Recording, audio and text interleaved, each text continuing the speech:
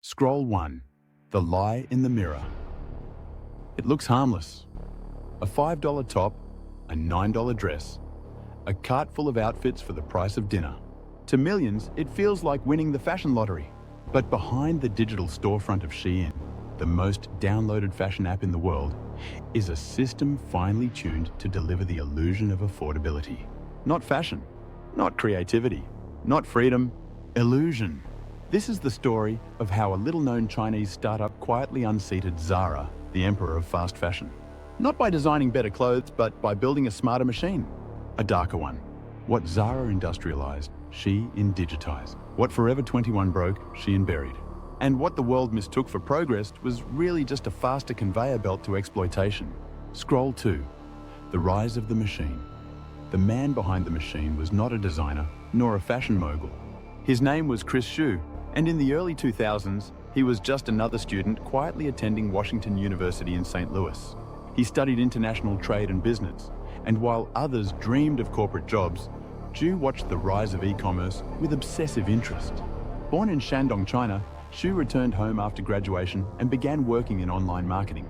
By 2008, with less than $10,000 and a dream far larger than his resume, he launched a simple e-commerce site called Shein. The focus? Wedding dresses and women's wear drop-shipped from Chinese wholesalers to bargain-hunting shoppers across the globe. Xu's early customers were Western women looking for bridal wear on a budget. He ran the business from Nanjing with a tiny team, just a few employees processing orders and translating product descriptions into English. The website was bare bones. The shipping was slow. The margins were thin. But Xu wasn't watching for profit. He was watching behavior. While his competitors obsessed over inventory and style, Xu tracked page clicks, hover time, bounce rates, and purchase flow. He wanted to know not what people bought, but what made them click. By 2012, Shein was pulling in modest annual revenue. Growth was slow, but Xu was building something beneath the surface, a real-time demand detection engine. He hired developers to build a proprietary back-end platform that would scrape quietly and constantly the entire internet's fashion pulse. Using custom web crawlers and AI-enhanced algorithms, the system harvested data from Instagram, TikTok, Pinterest, fashion blogs, and e-commerce competitors. It didn't just look at photos. It analyzed colors, patterns, hashtags, and engagement rates. The algorithm would detect if a lavender corset top was going viral in LA, or if mesh panel bodysuits were trending among London influencers. While Zara might notice that trend in a boardroom weeks later, Shein's AI flagged it instantly and pushed the design to a network of suppliers within hours. Here's how it played out in real time. Zara spots a ruched mini dress trending on a Milan runway. Product teams sketch, test, and approve the design. It reaches stores 3 to 4 weeks later. Meanwhile, Xu's machine sees that same silhouette explode on TikTok. It scans the hashtags, finds 200K shares, and crawls comments. The product is live on Shein's site in 72 hours. By 2015, Shein was rebranded to Shein, and Xu had a war engine disguised as a shopping app. He didn't need fashion instincts. He had data. He didn't need brand loyalty. He had clicks. By the end of the decade, Shein's user base exploded. Their early audience of wedding shoppers transformed into global teens and Gen Z consumers hunting daily for deals. It was code dressed as clothing. It was an algorithm. By 2022, Shein was valued at over $100 billion more than Zara and H&M combined. Scroll 3. The hidden factories. Shein's public statements claim that it doesn't own factories, that it simply coordinates production. But leaked reports, labor complaints, and the mounting pressure of social media whistleblowers began to attract attention and scrutiny. The company had grown too large, too fast, and too quietly. The first major trigger came in 2021, when human rights activists, already investigating global supply chains linked to forced Uyghur labor in China's Xinjiang region, where numerous brands were being scrutinized for links to internment camps and coerced labor, began flagging Shein's lack of transparency in public disclosures. The company refused to reveal its full supplier list, and unlike brands like Nike and Adidas, it did not participate in any verified labor certification programs. British broadcaster Channel 4, in partnership with the I newspaper, launched an undercover investigation. Journalists posing as fashion industry insiders entered Shein in linked supplier factories in Guangzhou, one of the brand's largest manufacturing hubs. What they found was appalling. Workers stitching up to 500 garments per day, often completing entire outfits alone instead of as part of an assembly line. An unsustainable pace by any standard. Shifts running up to 18 hours, well beyond the 8-hour limit required by Chinese labor law, with some workers beginning at 8 in the morning and leaving at 2 in the morning the next day. No formal contracts, no overtime pay, and illegal deductions from already low wages for minor mistakes such as dropped stitches or flawed hems. Workers receiving just 1 day off a month, an extreme violation of Article 36 of China's labor law, which mandates at least 1 day of rest per week. One factory worker, a middle-aged woman from rural Hunan, told undercover reporters, "We live at the factory. We eat noodles every night. We are not allowed to talk." She made the equivalent of 4 cents per garment. They were micro-factories, tiny, independent production units operating in dense industrial zones, often with no signage, no safety protocols, and no regulatory oversight. Shein used thousands of them across southern China. By fragmenting production, Shein could demand rapid output and minimal accountability. If one factory was flagged, another picked up the orders. And when investigations reached Shein directly, their legal team repeated the defense. Shein is a marketplace platform. The company does not manufacture goods directly and is therefore not responsible for third-party labor conditions. By acting as a middleman, Shein absolved itself of direct liability. In court filings, lawyers argued that Shein merely facilitates connections between global consumers and local suppliers. Any labor infractions, they claimed, were the responsibility of the individual contractors. But behind closed doors, the platform's control was anything but hands-off.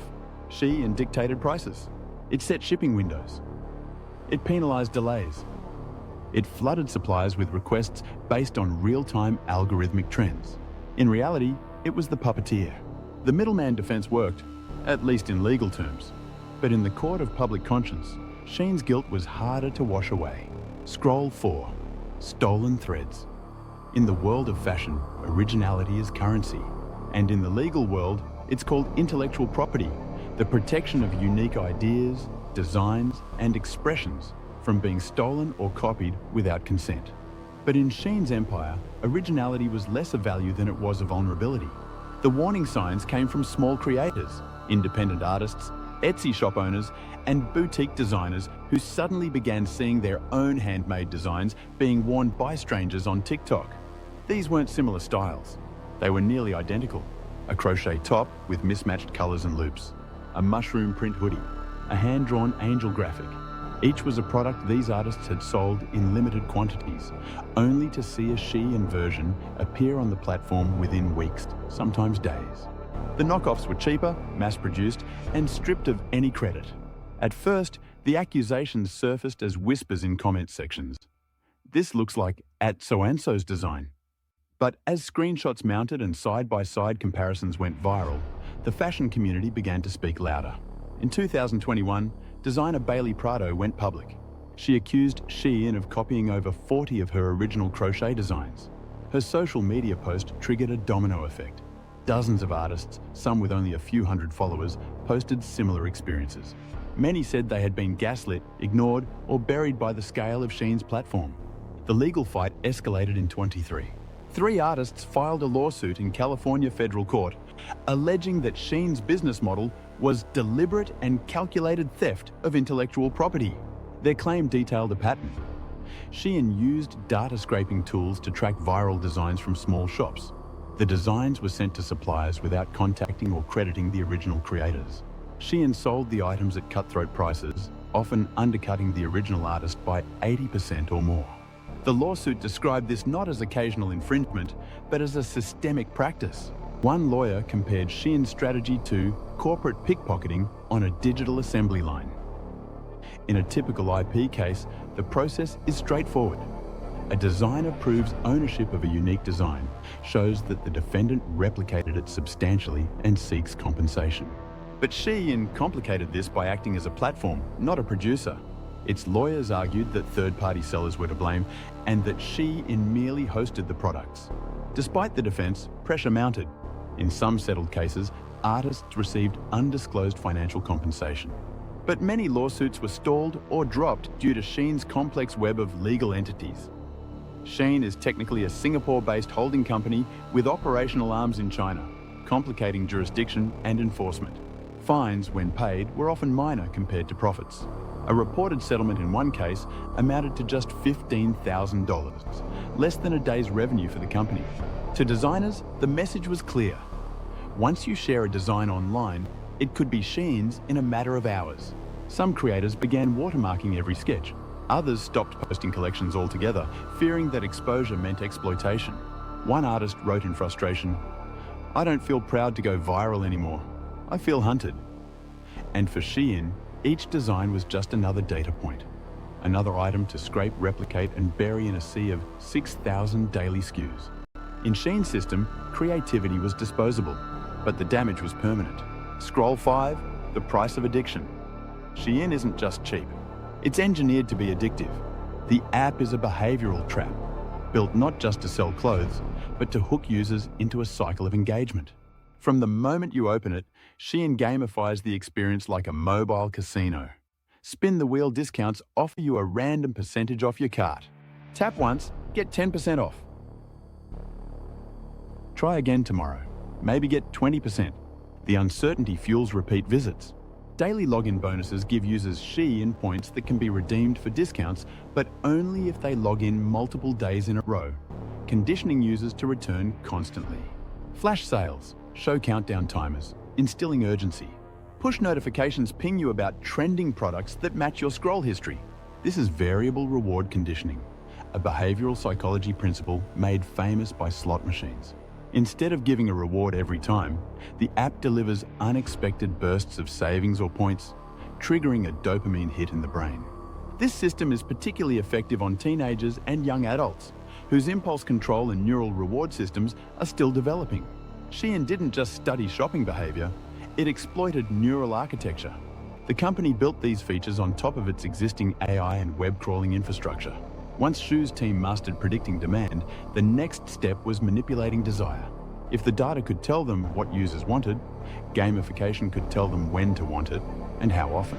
Shein's products are made predominantly from synthetic fibers like polyester, nylon, and spandex.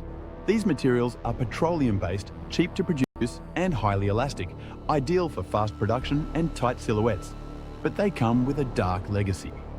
During washing, synthetic clothes release microplastics, tiny plastic fibers that enter water systems, harm marine life, and return to humans through the food chain. These materials do not biodegrade, meaning they linger in landfills for hundreds of years. Wearing synthetic fabrics can cause skin irritation, especially for sensitive users, as they trap heat and moisture and can contain chemical dyes and resins. Every day, Shein uploads over 6,000 new items. With such a tidal wave of content, millions of garments go unsold. But they don't get dumped in China. Instead, Shein, like many fast fashion giants, funnels unsold inventory into export waste streams. Clothes are shipped to developing nations under the guise of second-hand donation. Once received, local markets are overwhelmed by unwearable, unsellable clothing. In Ghana, it's called dead white man's clothes. In Chile's Atacama Desert, mountains of unsold. Garments bake under the sun, releasing toxic dyes and chemicals into the air, water, and soil. These dump sites are so massive they're visible from satellite imagery. Local communities suffer. Their rivers are polluted. Their landfills are buried. Their local textile industries are destroyed by the flood of foreign waste. And yet the cycle continues. Shein can afford to dump because there are no global regulations to stop it. As long as the clothing is labeled as donated goods, international shipping allows it. The brand sheds responsibility with a shipping label. Fashion becomes trash, and someone else is left to clean it up. Click here for part 2. This is Ledger of Lies.